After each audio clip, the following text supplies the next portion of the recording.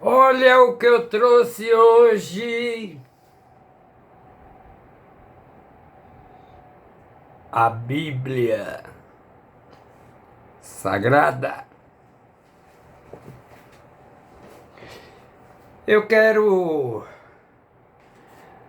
Aliás, deixa eu contar a história dessa Bíblia.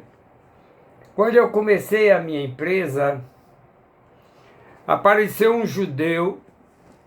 Ela é toda bonita, toda cheia de figuras. Tá linda. Toda cheia de coisas lindas. Pietà. Fica lá em Roma, no Vaticano. É de Michelangelo. Mas é muito bonita. A morte do justo, Jacó. Enfim, ela é toda... Me lembra, eu comprei essa Bíblia porque eu tinha. Olha quem apareceu eu aqui dentro. Quando eu era ainda bem rapazinho. Tá aqui dentro da Bíblia, acho que deve ter sido minha mulher que botou. Aqui é Jerusalém. Eu comprei na mão de um judeu. Ele apareceu lá na minha empresa. Eu acho que foi a primeira compra que eu fiz na empresa, foi essa Bíblia, né? E eu guardo comigo. Veio de Jerusalém essa Bíblia.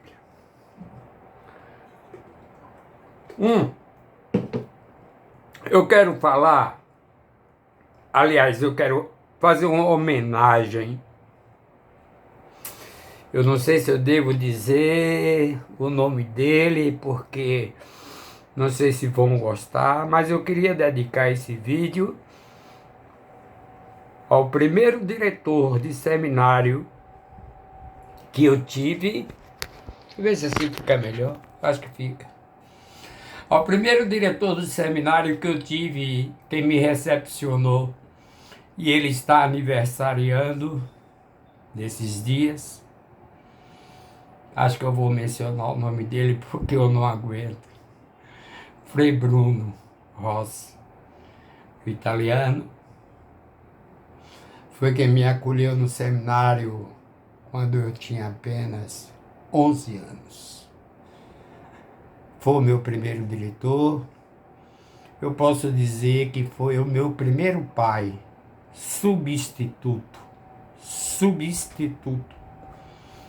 Porque era o nosso pai espiritual. Era aquele que nos dirigia e que nos acalentava a esperança, né, de nos tornarmos um dia sacerdote. Ele tem muitos seminaristas que hoje são padres, não é? Frei Bruno Rossi. Mas hoje eu quero tocar num assunto, vai ser um pouco polêmico. Eu digo porque vai ser polêmico, porque esse vídeo, eu estou vendo aí se falar muito em comunismo. Flávio Dino é comunista. Jacques Wagner voltou a favor da PEC e ainda arranjou mais 3 votos para a aprovação dessa PEC, projeto de emenda constitucional. Eu tenho 3 hipóteses, mais ou menos. Uma é que jamais Jacques Wagner iria votar contra uma determinação de Lula, uma vez que Jacques Wagner é um afilhado de Lula. Debaixo desse angu tem caroço. E vou mostrar por quê. Eu vou chamar Jacques Wagner, o cavalo de Troia. Eu só faço meus vídeos para pessoas simples, humildes. Você que é instruído, não precisa ouvir meus vídeos, não é para você que eu faço meus vídeos. Então eu vou relatar um pouco do que foi a guerra da Grécia com Troia. Para os humildes e simples, não é para vocês intelectuais não, viu? Se eu não me engano, essa história foi contada por Homero. Homero era um contador, criador de histórias, de mitologias, etc. Então conta-se, Homero conta, que um dia a Grécia ficava num lado mais oriental e Troia ficava num lado mais ocidental, separado pelo mar. Vai um dia Paris, que era o príncipe de Troia, e rouba Helena, filha do rei da Grécia. Então a Grécia, claro, Paris raptou a princesa e levou para Troia. Os gregos então vieram todos para Troia. Uma frota enorme de navios para resgatar Helena. Só que Troia era toda, como todas as cidades antigas, eram circundadas, eram muradas, muito fortes. Um portão era enorme, precisava de, sei lá, de dezenas de homens para abrir um portão. O que acontece? Os gregos fizeram um cerco a Troia e ficaram ali, pá, mas não conseguiam invadir Troia. Os gregos então tiveram uma ideia.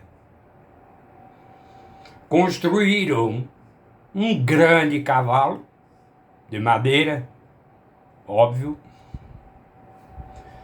e fingiram que desistiram da guerra, porque levou dias e dias e dias e dias, e voltaram como se fossem voltar para a Grécia. Abandonaram Troia com esse cavalo como um presente para os deuses troianos. Quando os troianos viram que os gregos desistiram da guerra, e Helena estava lá, raptada, pegaram, abriram os portões, bom, eles foram embora, mas deixaram esse cavalo aqui, vamos fazer uma oferenda para os nossos deuses. Só que botaram o cavalo para dentro de Troia, e dentro do cavalo estava cheio de soldados. Os troianos começaram a comemorar, ganhamos, embebedaram todos. E aí, quando a noite chegou, os gregos que estavam dentro do cavalo desceram através de cordas, era um cavalo enorme. Conta-se essa história, acho que é Homero, não sei se é criação, se é mitologia, mas é o que tem na Idade Antiga. Então, abriram os portões e os gregos voltaram, tudo invadiram Troia e destruíram Troia e resgataram Helena. Então eu digo que Jacques Wagner é esse cavalo de Troia. E eu vou explicar mais tarde. Porque eu estou vendo o jeito e eu não entendo porque é que ele fez isso. Porque Lula é um cara inteligente, minha gente. Lula é, digamos assim, ele não é letrado, intelectual, mas ele tem política. Ele está lançando agora Flávio Dino. E eu estou fazendo esse vídeo, inclusive, eu acho que Flávio Dino tem estatura muito mais. Se botar aqueles dois aqueles dois ministros, o evangélico terrível, eu não chamo ele terrivelmente evangélico, eu digo que ele é um ministro terrível, é um evangélico terrível, medíocre. E aquele Cássio com K, que eu não sei de onde veio aquele diabo, que eu não conheço a história. Dino eu conheço, foi governador, né, Piauí, né, foi senador, ministro, foi por 12 ou 18 anos, foi juiz, conhece as leis. E por que dizer que ele é comunista? Eu trouxe aqui algumas referências, inclusive sobre o comunismo.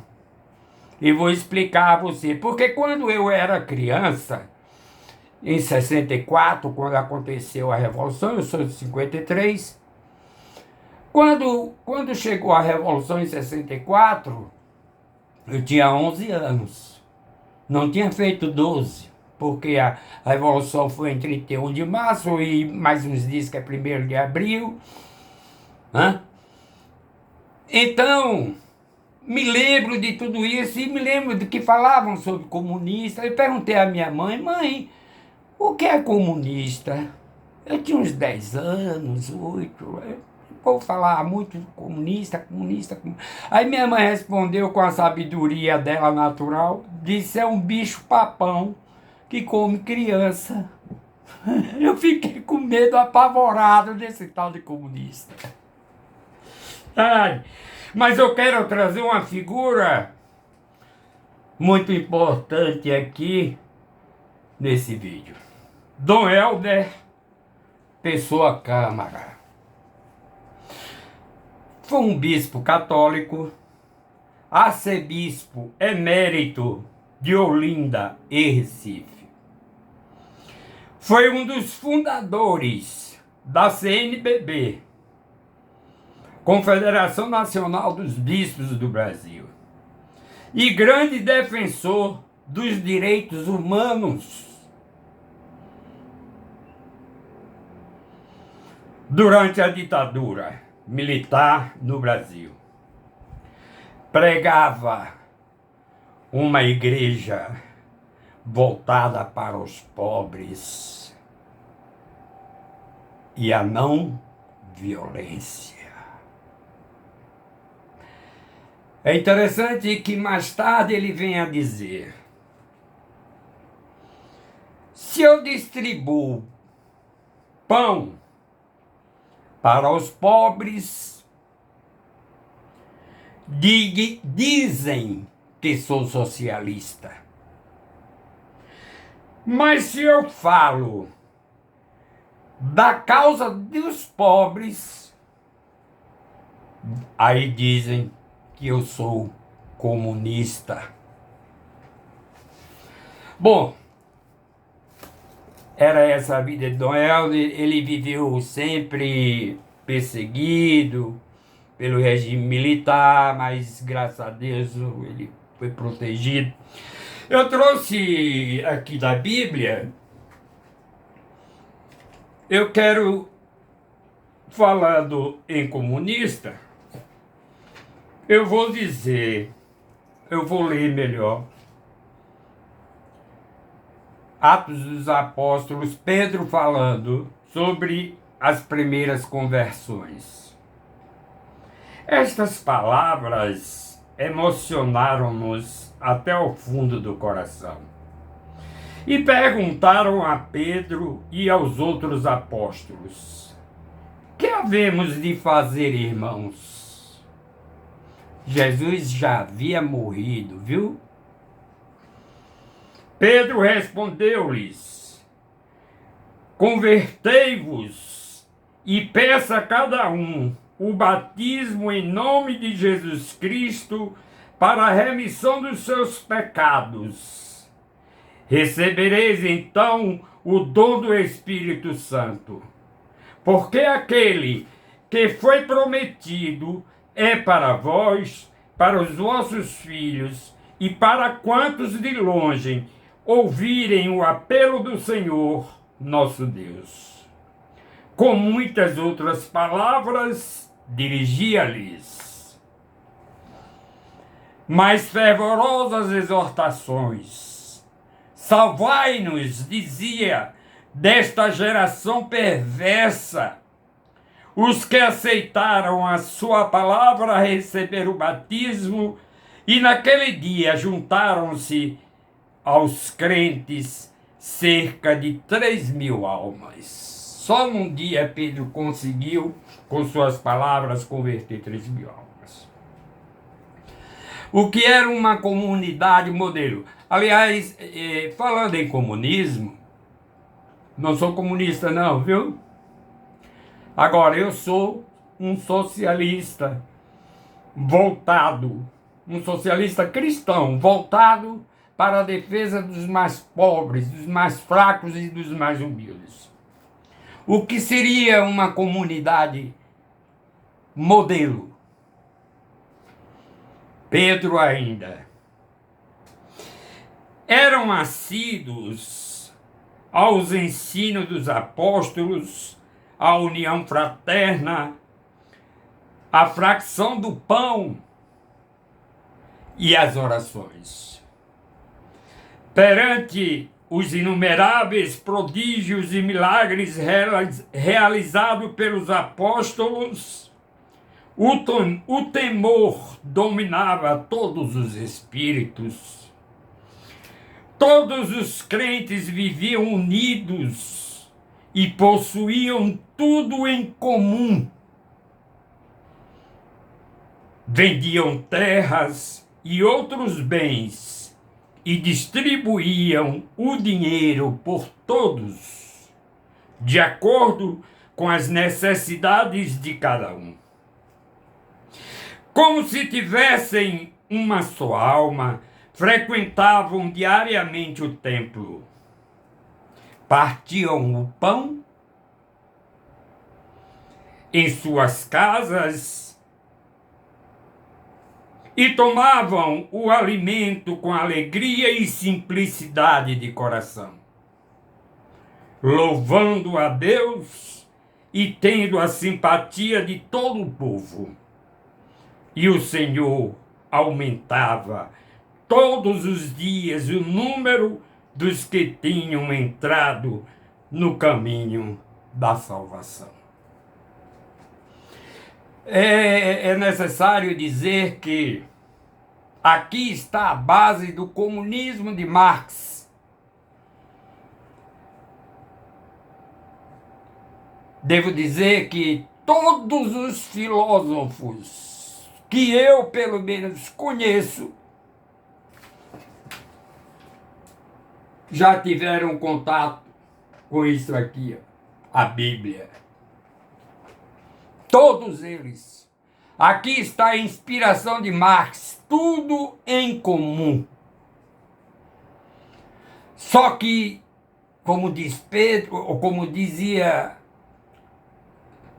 Dom Helder Câmara, sem violência.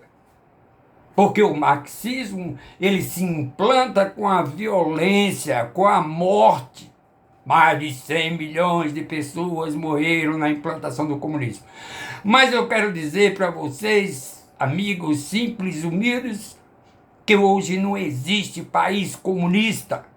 O que existe é país com ditadores opressores. Era o que queria o Bolsonaro aqui no Brasil. Fica falando do comunismo, mas, no entanto, ele queria se transformar num ditador perverso e malvado. E você não entende isso. Eu quero politizar você simples, humilde.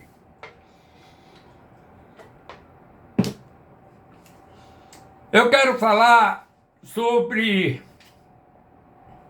agora pegando João, no Atos dos Apóstolos também, porque ficam falando em línguas.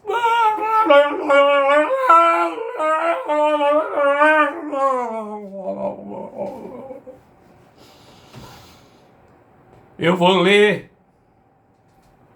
capítulo 13 de João, de carta aos Coríntios. Olha o que ele diz. João,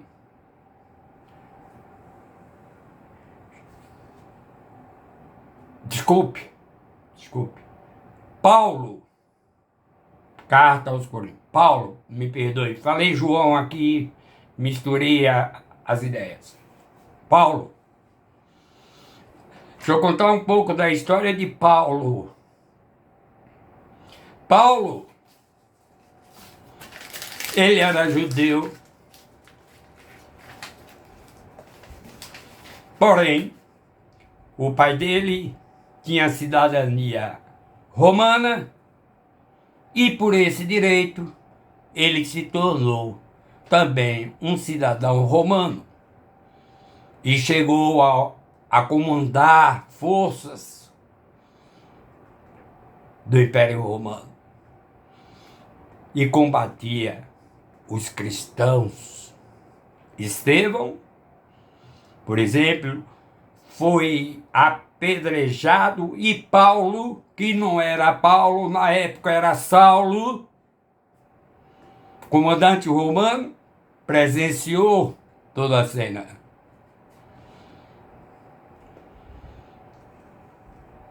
Um dia, Saulo saiu em perseguição aos cristãos a caminho de Damasco.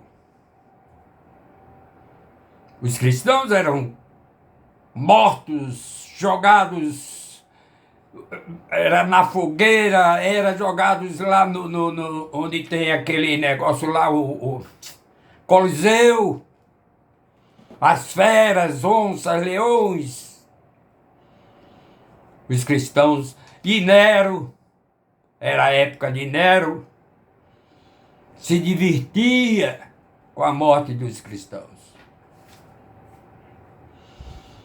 Até que um dia ele, a caminho de Damasco, para justamente perseguir os cristãos, eis que ele ouve uma voz muito forte: Saulo, Saulo, por que me persegues?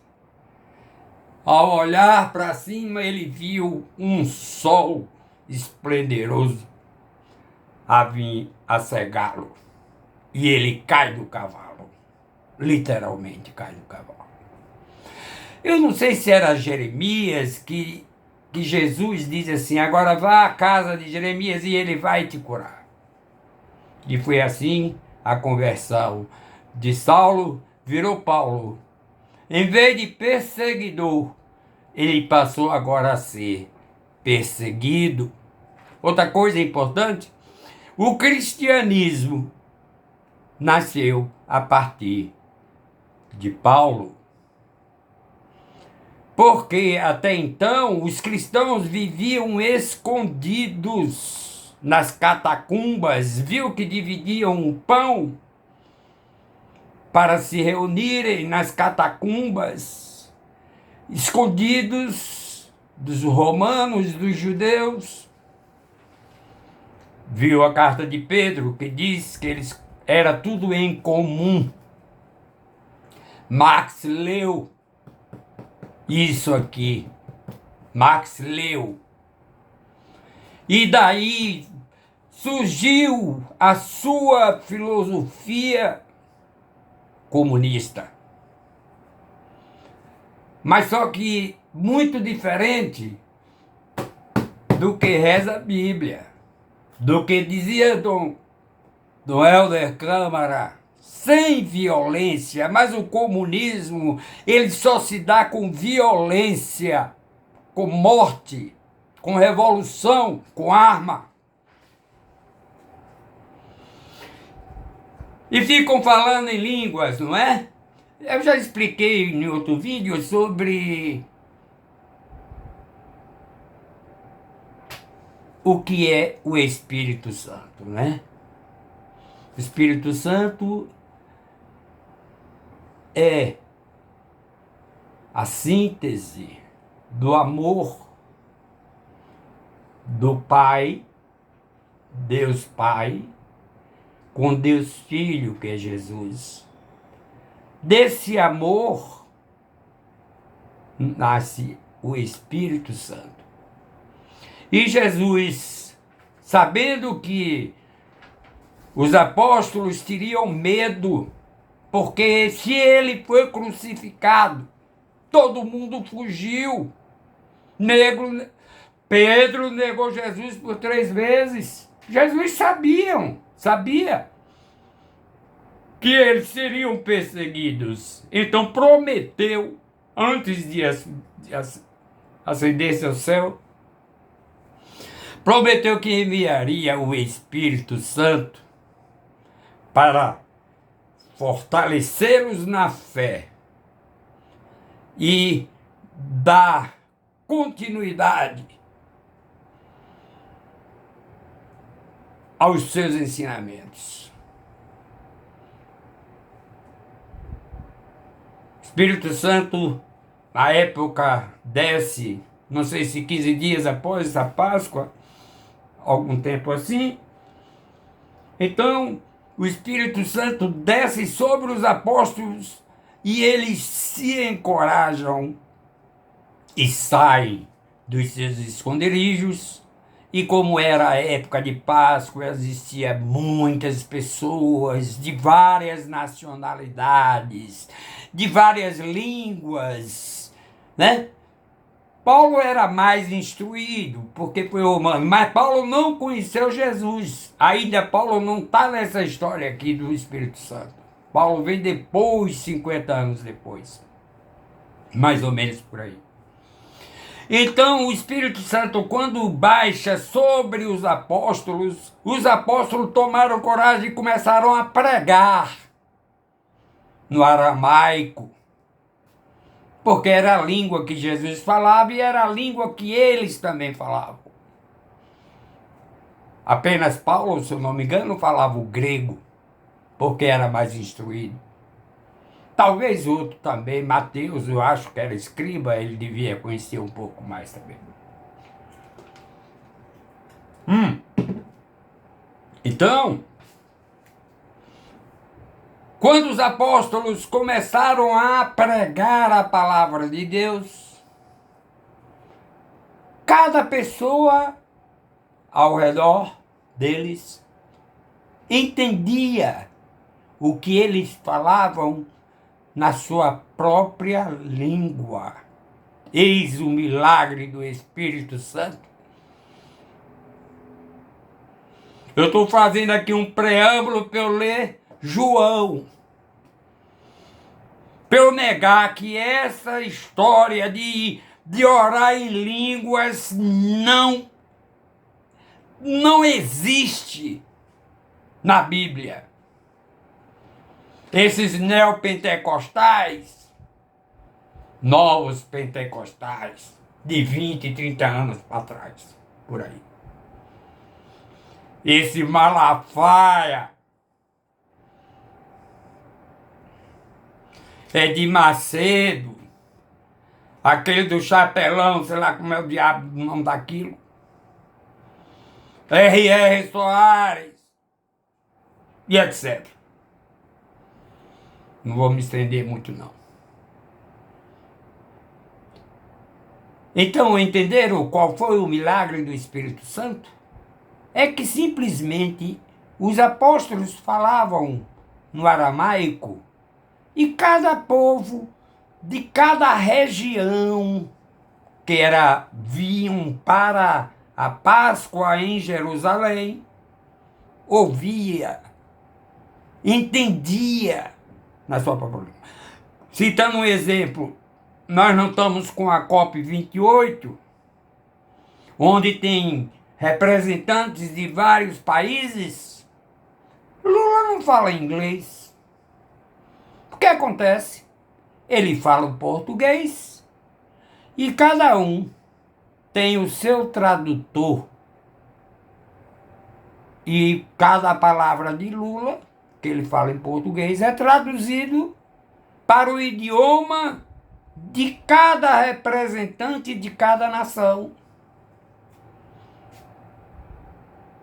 Só que usando a tecnologia, que naquele tempo evidentemente não existia. Esse é o milagre do Espírito Santo. Mas ninguém tem poder de rezar em nome dos anjos, na linguagem dos anjos. Nós não somos ninguém para isso. Vou ler João.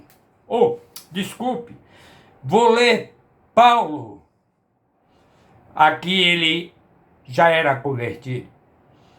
Paulo foi considerado depois, apesar de não ter conhecido Jesus Cristo, foi considerado como um apóstolo, porque foi Paulo quem criou, de fato, o cristianismo. A partir de Paulo, depois ele foi julgado, foi morto e eu acho que decapitado.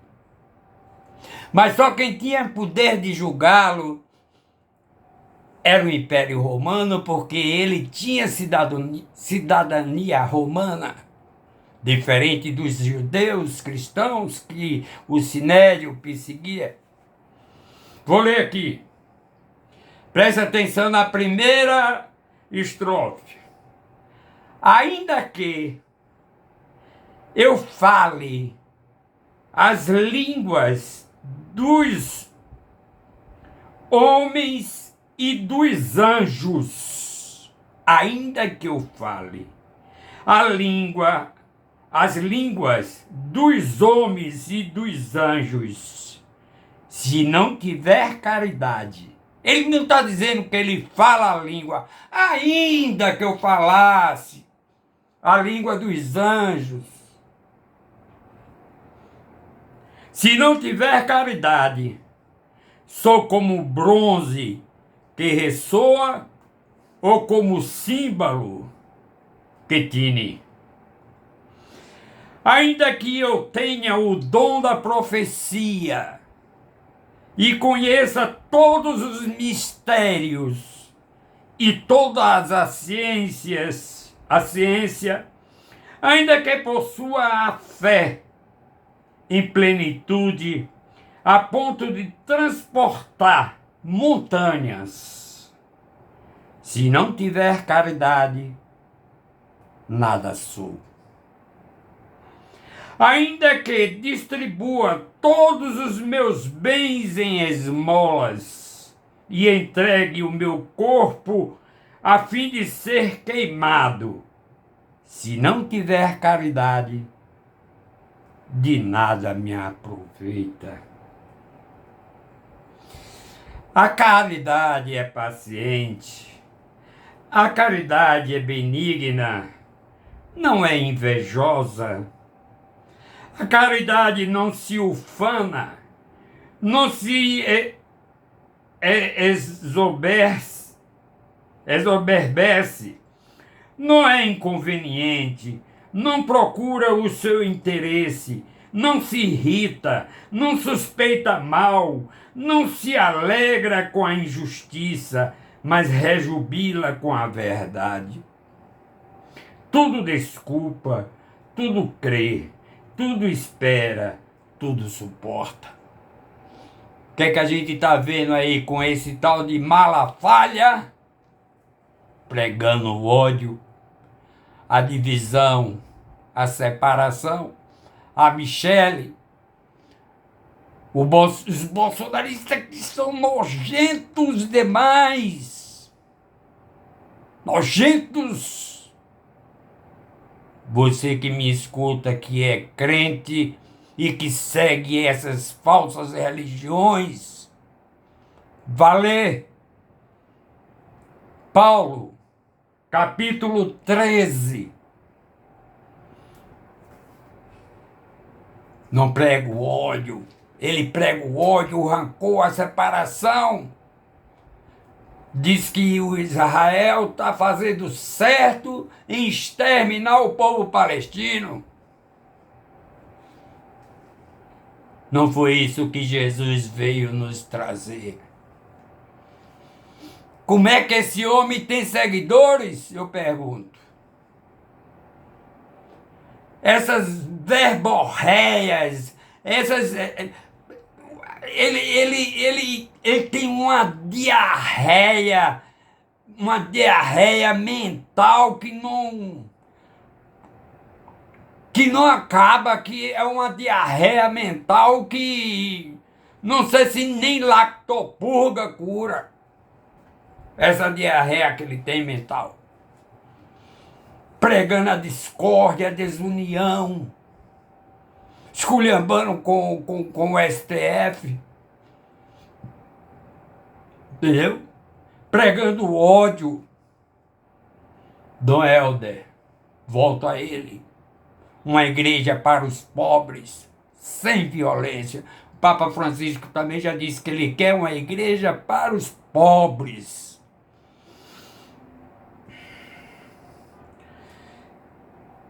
A caridade nunca acabará. As profecias desaparecerão. As línguas cessarão e a ciência findará. Falando em ciência findará, eu me lembro aqui de uma coisa que eu vi outro dia. A ciência está evoluindo, claro, né? E Deus mandou crescei-vos e multiplicai-vos e conhecereis todas as coisas. Deus nos deu inteligência para isso, para descobrirmos toda a sua criação. Aliás, Einstein dizia que ele estudava o universo para entender matematicamente a linguagem de Deus. Einstein era descendente de judeu, de ascendência judaica. No entanto, ele, apesar de toda a ciência, todo o conhecimento dele científico, ele dizia que estudava o universo para conhecer matematicamente a linguagem de Deus. Bom, e a ciência findará. Sim, com relação à ciência, dizem que quando a ciência escala um monte, quando ela chega no topo, quando a ciência chega no topo do monte, a Bíblia já está lá. A ciência nunca pode negar, não nega nada que está na Bíblia.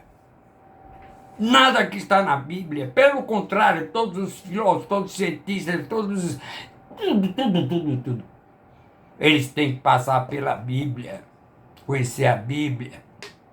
Nem que seja para criticá-la, como foi o caso de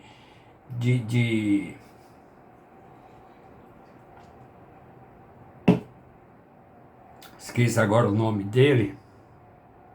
Aquele que dizia que Deus está morto. Nietzsche. Nem que seja para criticar. Mas a gente sabe a razão de Nietzsche criticar a Bíblia, né? Eu sei, pelo menos, né? E já fiz um vídeo sobre Nietzsche aqui. A caridade nunca acabará. As profecias desaparecerão. As línguas cessarão e a ciência findará. Porque a nossa ciência é imperfeita e a nossa profecia também é imperfeita. Mas quando vier o que é perfeito, O que é imperfeito será abolido. No tempo em que eu era criança, falava como criança, sentia como criança, raciocinava como criança. Mas, quando me tornei homem, eliminei as coisas de criança. Hoje, vemos como por um espelho de maneira confusa, mas então veremos face a face. Está falando do juízo final. Hoje conheço de maneira imperfeita, então conhecerei exatamente como também sou conhecido. Agora, subsistem essas três. A conclusão de Paulo: a fé, a esperança e a caridade. Mas a maior delas é a caridade.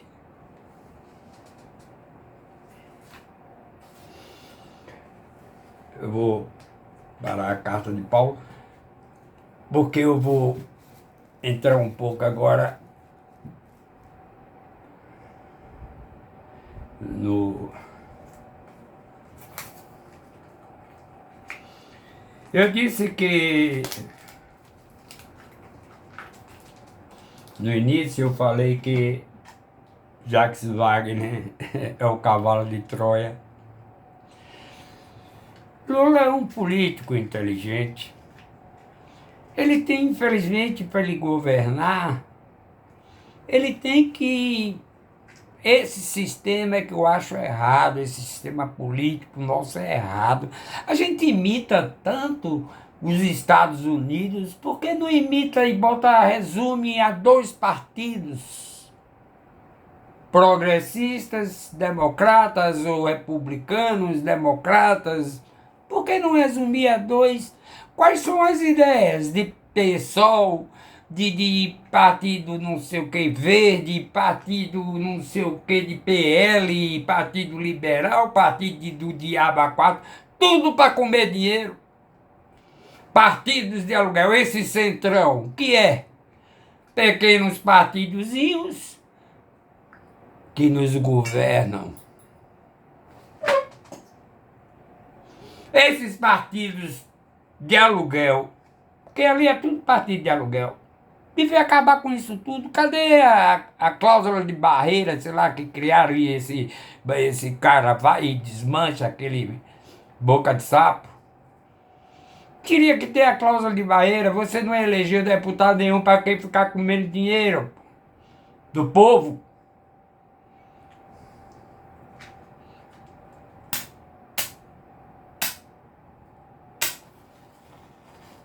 Então, meus amigos, criaram essa PEC agora, que o Supremo não pode mais usar da sua decisão monocrática. Mas isso não vai vingar, porque há causas emergenciais que tem que... Lá o cara,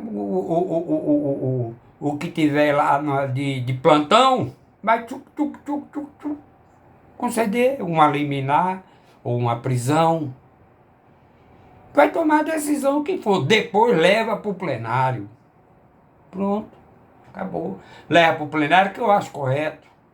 É a visão de todos, são 11 cabeças. Aliás, tem duas lá que se cortar não faz diferença nenhuma. É o evangélico terrível e o K com Cássio. O Cássio com K. Pra mim aquilo ali. E ainda Lula bota um Zanini da vida. Meu Deus do céu. Um Zanini. Como tá isso, né? Mas você acha que Wagner Ainda levou mais 3 votos além do dele, levou mais 3. É tudo, ó, jogo, jogo. Para ele aprovar os projetos, que ele tem projetos para melhorar a situação do povo. Como eu sempre falo para os mais simples, humildes, pessoas simples, meus amigos, existia um filósofo, Epíteto, ele foi um escravo. A maior parte da vida dele, ele foi escravo. Mas tornou-se um filósofo, porque alguém que certamente pegou os pensamentos dele e fez um livro. Ele é do estoico, da escola estoica, da natureza, né? Como é Spinoza, etc, etc. Dessa época aí, até eu acho da época de Jesus mesmo, Marco Aurélio, é por aí. Então ele dizia que ele lutava contra o aprisionamento, a favor da liberdade, porque ele foi escravo. Mas só que ele não estava falando dessa prisão de algemas, de argolas, não. Ele estava falando da liberdade de mente. Você está me entendendo? Liberdade de mente é que nós temos essas pessoas mais simples, mais humildes. Vai numa marcha para Jesus com uma arma alegórica. Vem esses bolsonaristas dizer que o governo deles não teve corrupção. Fizeram esses pobres coitados aí, patriotários, de bucha de canhão. Tá tudo preso. Tudo preso. Não é da competência do STF? É sim. O crime aconteceu dentro das instituições federais. É competência do STF. Se fosse fora, aí não. Vai para primeiro grau. Mas aconteceu, foi dentro das instituições federais. Era um golpe de Estado. Bolsonaro se picou e largou os patriotários para comer cadeia. Morreu um, agora estão querendo fazer o cara de mártir. Mártir. Cara que invade, quebrou lá tudo, lá destruiu tudo, veio a morrer, agora virou mártir. Para os bolsonaristas ele é mártir. Me poupe, viu? Então o Epíteto, o que ele traz é uma filosofia que você pensa que filosofia é uma coisa do outro mundo, não é não. Cada um de nós tem um pouco de filosofia. Filosofia é a arte de viver. Como é que você vive? Cada um de nós é um livro. Por mais simples que você seja, você é um livro. É um livro. Você escreveu uma história na sua vida. Então a liberdade que ele prega é a liberdade de consciência. Você ter consciência crítica. E não se levar, ó, pela cegueira, só ouvindo balela e cego, sem ver as coisas. Eu quero desenhar aqui um triângulo. Vou ver se dá para eu mostrar aqui.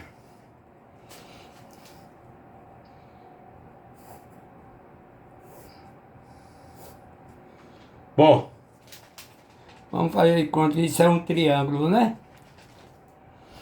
Aqui nós temos o meio da base. Aqui nós temos o uno, que poderíamos considerar como se fosse Deus. Não sei, está meio fraquinho.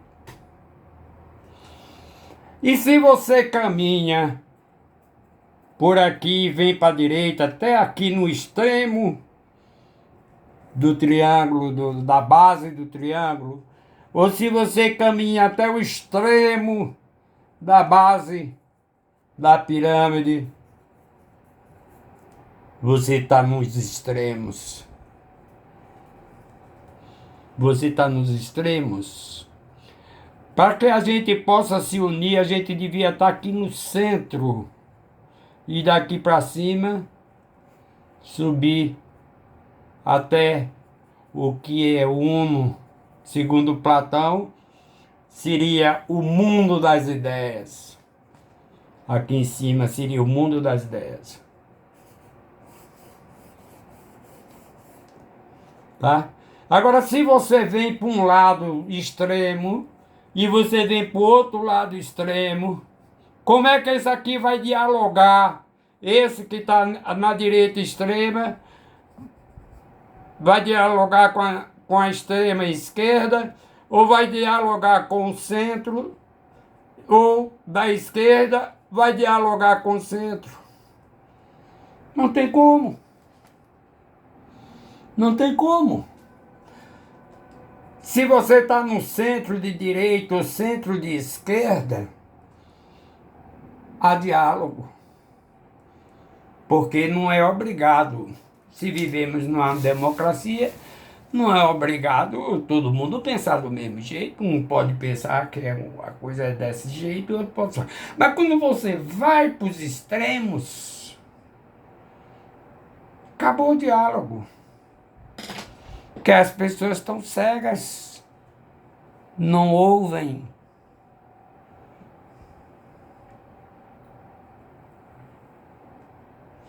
Então, meus irmãos e meus amigos, o apelo que eu faço é que a gente busque a centralidade de todas as coisas. Que a gente esteja não nos extremos. Extremismo não funciona. E com relação a... Eu disse que tinha 2 hipóteses, ou 3. O que Wagner fez é o jogo. É o jogo político. Lula agora está nomeando um primeiro-ministro para o Supremo, um homem da esquerda, que chamam de comunista, e imbecilmente que comunismo não é isso. O socialismo é você sim, a caridade que Paulo falava, é de dar alimento para os pobres, é de fazer os pobres mais felizes. Diz que a distribuição de renda, isso não é distribuição de renda coisíssima nenhuma. Isso só dá malmente, esse dinheiro, só dá malmente para a pessoa comer. Veja que tem aluguel, tem gás, energia, e está todo mundo aí morrendo de fome mesmo. Fazendo bico, fazendo isso, fazendo aquilo. Isso não é distribuição de renda. A distribuição de comida, malmente, de comida. Agora, cadê a educação? Cadê a segurança? Cadê a saúde? Como anda a saúde? São pontos fundamentais para a dignidade de um ser humano. Alimentação, moradia, saúde, segurança, educação. Basicamente isso. Cadê infraestrutura, esgoto, água potável? Cadê? O que foi que esse infeliz que passou aí? Que foi que esse infeliz deixou de bom nesse país? Deixou os CAC, acreditando num golpe que seria, mais uma vez, o povo brasileiro vivendo sob uma ditadura militar. Mas graças ao exército brasileiro, eu sempre falo, não toparam. O país precisa-se de uma não armada, mas de uma revolução cultural, sobretudo na área de educação.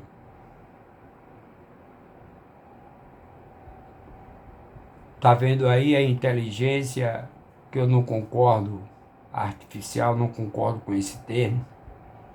Eu fui analista há 40 anos e não concordo com a inteligência, porque não é inteligência. É um acúmulo de dados. Que fica lá como você tem sua memória, você guarda dados na sua memória. Na hora que você quer, você vai se perguntar, isso, às vezes você mora onde? Eu moro na rua tal, assim, assim, assim, pronto. É isso que é inteligência artificial? Não, isso é memória artificial. Inteligência é você pensar, é você criar, você imaginar, você saber discernir o bem do mal, você optar pelo que é melhor para a sua vida. Isso é saber viver, isso é inteligência. Não é o que você tem guardado na sua memória que é inteligência, não significa inteligência. E nós somos dotados de inteligências. Um mais, outros médio, outros menos, mas somos dotados de inteligência. Até os cães têm inteligência. Mesmo que seja desse tamanho assim, mas tem. Tá bom, gente? Uma boa noite. Espero que eu tenha alcançado. Eu não quero transformar o mundo todo, não. Se eu conseguir fazer uma pessoa mudar para uma realidade, a realidade em termos de consciência crítica, se eu conseguir tirar de uma pessoa a viseira que vê dos olhos, essa pessoa vai tirar outra, aquela outra vai tirar outra, e assim nós vamos fazendo uma corrente do bem. E não ficar se deixar levar por essas falácias de Malafaia. Que homem horroroso, que diz que prega o evangelho pregando o ódio, vociferando bilis, diarreia mental, incitando ódio entre as pessoas, divisão entre as pessoas. Onde foi que Jesus fez isso? Onde está na Bíblia isso? Não existe. Jesus veio para pregar o amor e não o ódio. É o que eles fazem. Olhe, eu não aguento mais com isso não, viu? Tchau. Boa noite a todos.